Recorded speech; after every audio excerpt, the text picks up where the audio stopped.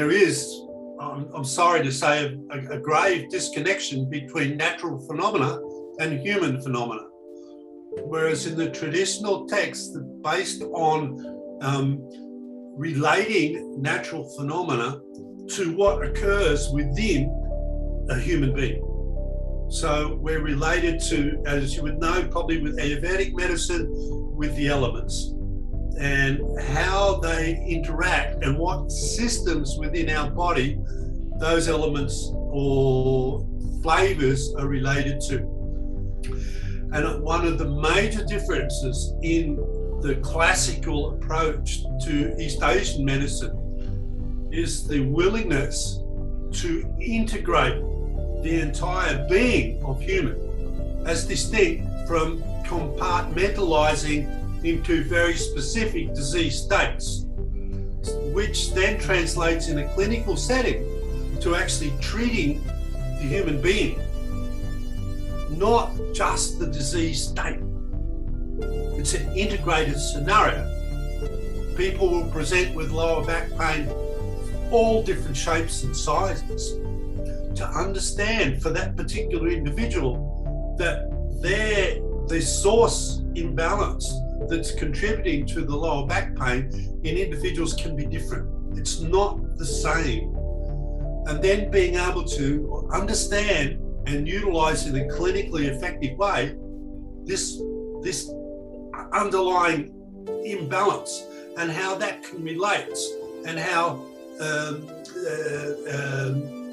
synovial issues or tennis elbow type issues or neck issues, how they can be directly related to the integrity of the lower back, which is then directly related to the integrity and the balance of what we call the kidney meridian or the kidney organ, and the fact that the kidneys are located in the lower back and are related to the genitourinary system, but they're also related to the integrity of the bony tissue and to the integrity of the spinal column, to the matter within our brains.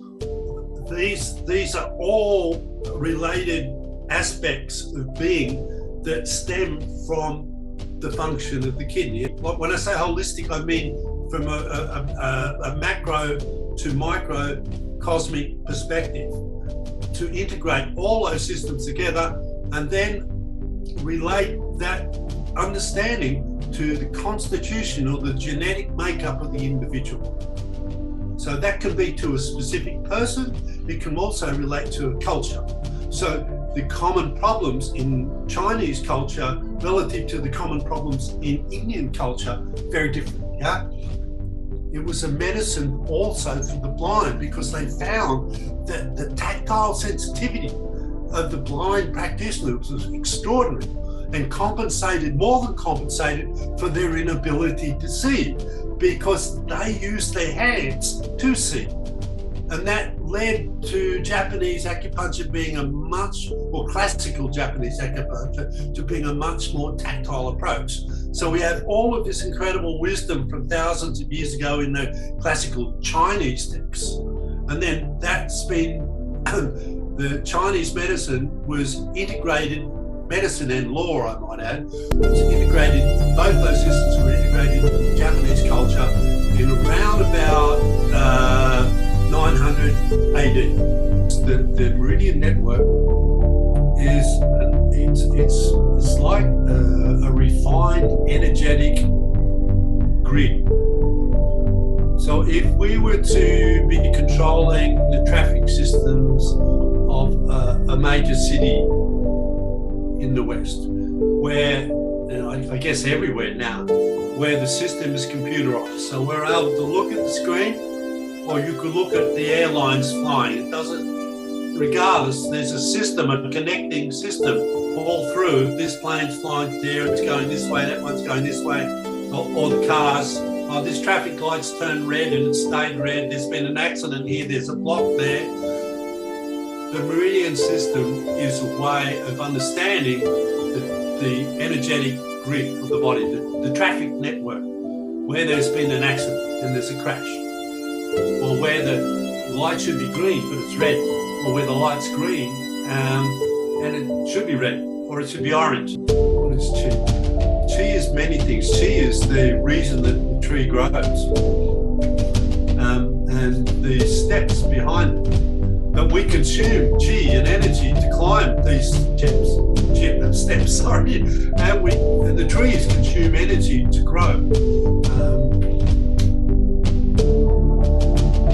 From an embryonic state, it's that life energy, that life force that creates a human being.